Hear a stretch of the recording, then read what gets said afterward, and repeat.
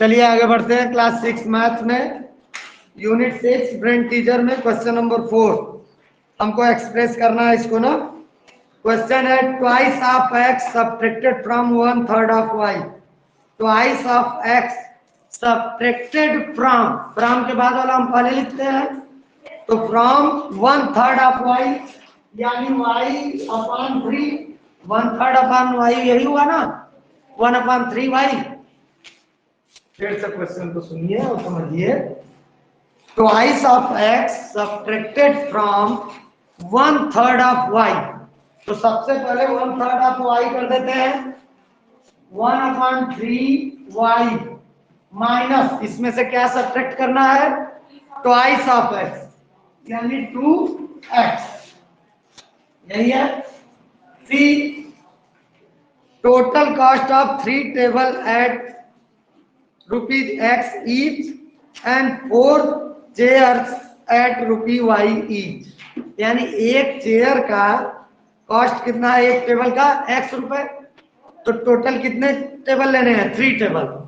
एक का X है तो 3 टेबल का पैसे लिखो जरा। Cost of in symbolic form में सीधे लिखना है, टोटल कॉस्ट कीजिए।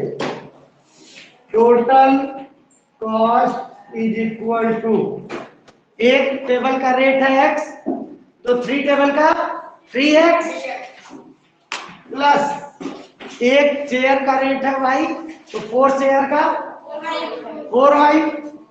यही हमारा एक्सप्रेशन हो जाएगा 3x प्लस 4y। डी वाला देखिए, one cost of 1 book if the cost of 10 book is x। अरे भाई 5 कॉफी लिए, गए शॉप पर 5 कॉफी आपने लिया और शॉपकीपर को 10 रुपए थे तो एक कॉफी कितने रुपए की होगी, 2 डिवाइड किए तो वही तो कह रहा है। Cost of 1 book if cost of 10 book is x rupee. 10 book का कॉस्ट दिया है, 1 बुक का पूछ रहा है तो x बाई 10। यहां समझ में आया। 10 बुक का कॉस्ट दिया है x रुपए, 1 बुक का पूछ रहा है तो उसमें टोटल कॉस्ट में टोटल बुक से डिवाइड कर दीजिए, 1 का पता चल जाएगा। क्वेश्चन नंबर 5, चलिए प्रोडक्ट फॉर्म में लिखना है हमको। बहुत आसान है, ये तुरंत कर लेंगे सभी लोग। पहला है -3p q² इसको प्रोडक्ट फॉर्म में लिखना है। -3 p पर 3 लगाया पावर तो कितनी बार प्रोडक्ट निकालेंगे, 3 टाइम p। कोई फिर बोलने लगा इनटू q² है तो 2 टाइम्स q इनटू q और r एक बार है तो एक ही बार। यही प्रोडक्ट फॉर्म है बेटा। b -y के पावर 27 -y के पावर 27। इसका मतलब कि -y को 27 टाइम्स मल्टीप्लाई करें तो काफी छोटी पड़ने लगेगी हम लोगों की। तो हम करेंगे -y into -y into -y dot 27 times. मतलब 27 टाइम्स हम -y को मल्टीप्लाई करते जाएंगे। 6 है write a statement to represent a constant. Constant को रिप्रेजेंट करने का कोई एक एग्जांपल बतलाना है। बहुत आसान है, ऐसे बहुत सी चीजें हैं जो रेगुलर फॉर्म में है, कांस्टेंट है, बदलती नहीं। चलिए आप बतलाइए। किसी भी मंथ में केवल फरवरी को छोड़ दें तो अप्रैल में 30 डेज आते ही हैं, मई में 31 डेज आते ही हैं। तो ये तो फिक्स है ना, तो जो वैल्यू फिक्स है उसी को हम क्या कहते हैं, कांस्टेंट। तो हम यहाँ लिख सकते हैं किसी 6 का क्वेश्चन 6 का आंसर है कोई भी चीज लेंथ भी ले सकते हैं। अगर कोई मान लीजिए एक रूम है, उस रूम के लिए लेकिन वो होगा, अलग रूम के लिए तो अलग लेंथ हो जाएगा। लेकिन सबसे अच्छा एग्जांपल यही है, डेज वाला ले लीजिए। क्यों? क्योंकि किसी पर्टिकुलर मंथ को ले लो, मान लो मार्च को ले लेते हैं, ठीक। तो मार्च में 31 डेज होते हैं। जब से कैलेंडर बना होगा तब से 31 डेज ही चले आ रहा है। क्या बदला नहीं बता तो बस हम लिख देते हैं डेज इन, जैसे उन्होंने दिसंबर बोला हम लिख दे रहे हैं डेज इन मार्च। हाँ sorry, number of days in March. आप कोई भी मंथ ले सकते हैं, फरवरी इसलिए कर रहा हूं क्योंकि उसमें लीप ईयर में और नॉन लीप ईयर में चेंजिंग आती रहती है ना। नंबर ऑफ डे इन मार्च, कोई और भी मंथ ले सकते हैं आप, फरवरी इन वीक, वीक में भी कर सकते हैं, 7 डेज होते हैं, चला आ रहा है। Number of days in century, number of years in century 100, ठीक, डिकेड्स 10, तो वो तो बदल नहीं रहा है, लेकिन वो चूंकि एक वो है मेजरमेंट है तो उसको हम नहीं ले रहे हैं। लेकिन यहाँ तो हम लोग हमेशा देखते आ रहे हैं ना, कोई भी मंथ हमारा आता है तो हर साल उस मंथ में उतने ही दे देते हैं। उसी तरह अगला है write a statement to represent a variable, किसी वेरिएबल को क्या टेम्परेचर इन ए सिटी, किसी पर अलग अलग देश का टेम्परेचर अलग अलग होता है, ठीक। और कुछ बतलाइए। हाँ, नंबर ऑफ डेज इन फरवरी, वो भी बदलता रहता है। लेंथ ऑफ रूम, अलग अलग कमरे का लेंथ अलग अलग होगा, ठीक। तो लिख दीजिए 7 का answer, temperature in a day भी कर सकते हो, दिन में भी तापमान बदलता रहता है, सुबह कुछ है उसके बाद कुछ है उसके बाद कुछ है, तो टेम्परेचर इन ए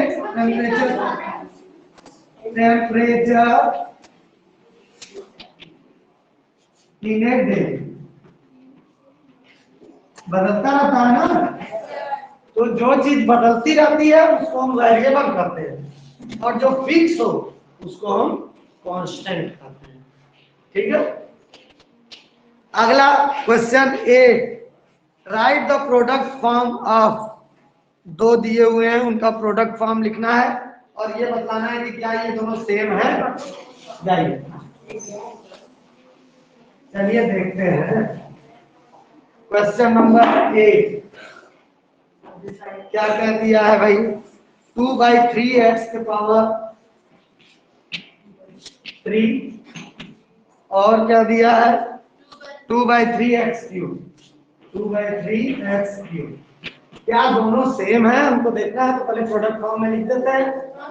ये 2/3x का होल पावर है, यानी ये पूरा टर्म कितनी बार मल्टीप्लाई करना होगा, 3 टाइम्स। तो 2/3x into 2/3x into 2/3x, ये हुआ प्रोडक्ट फॉर्म पहले का।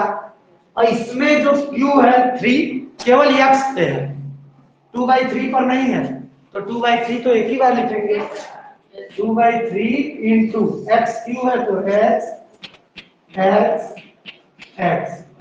क्या दोनों सेम है, तो लिख देते हैं no they are not same, no they are not same, बिल्कुल। वो ब्रेन टीचर में ये क्वेश्चन इसीलिए दिया गया है ताकि हम लोग समझ रहे हैं कि नहीं समझ रहे हैं ये पता चले। क्या बेटा, ठीक, फिर से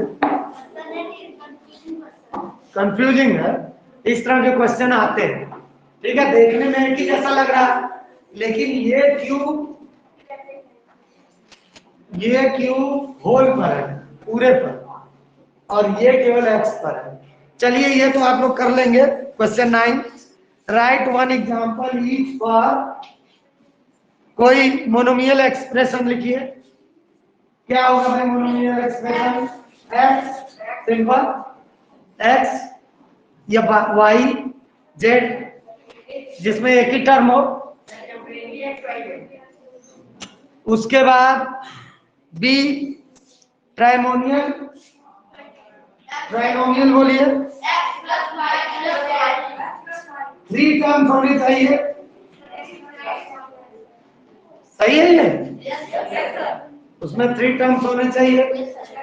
फिर क्वाड्रिनोमियल 3 से ज्यादा, क्वाड्रिनोमियल क्या था, जब 3 से ज्यादा हो जाए इसी में नंबर डिवाइड कर दो, x + y - z + 3। कुछ गलत है भाई, बोला क्या बेटा? कुछ भी हो सकता है, बस हमें 4 टर्म्स होने चाहिए, 1 2 3 4, अलग अलग 4 टर्म्स, अलग अलग 4 टर्म्स होने चाहिए। ठीक है, बैठ जाइए। अलग अलग 4 टर्म्स होने चाहिए, अलग 3 टर्म्स होने चाहिए ट्राइनोमियल में। अगला है binomial D, binomial expression x - y 2 रहेंगे। शांत रहो बेटा। क्वेश्चन नंबर 10, उससे क्या मतलब है, काम कर रहे हैं ना। सेपरेट द टर्म्स, सेपरेट करना है सारे टर्म्स को कॉमा लगाकर। टर्म क्या है, 3pq - 2p² + p - 6 सेपरेट करना है, कॉमा लगा लगा के अलग करना है ना। तो पहला टर्म हुआ 3pq, -2p²। एक बात याद रखना, साइन अगर छोड़ दिए आप तो भी गलत हो जाएगा। हर एक नंबर के आगे वाला साइन उसका होता है। इसके आगे प्लस था तो यहाँ कुछ नहीं लगा, इसके नंबर के आगे माइनस था तो ये इसका साथी है, इसको लेकर चलेंगे। फिर अगला p और ये -6 सेपरेट हो गया। देखिए यहाँ पर हमको इनसर्किल द लाइक टर्म्स, जो टर्म्स लाइक टर्म्स है उनको इनसर्किल करना है। ठीक है, तो चलिए भाई किसी एक को क्या कहते हैं, आप किससे बतलाइए लाइक टर्म्स को। पहला है स्क्वायर बीसी और ये साइन लगा है ना, लेकिन कहाँ पे ये स्क्वायर बीसी, ये होगा कि नहीं, ये कर दे। इसके पीछे वाला भी है, इसके बगल वाला भी है, ये भी,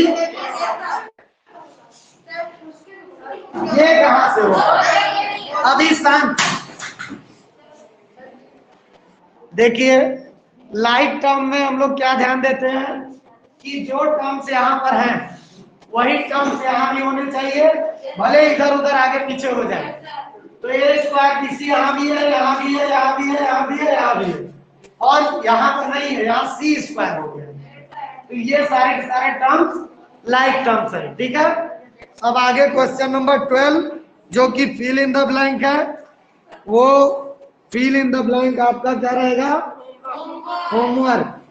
इस फिल इन द ब्लैंक को आपको कंप्लीट करना है, इसके आगे का हम लोग कल करेंगे। Thank you.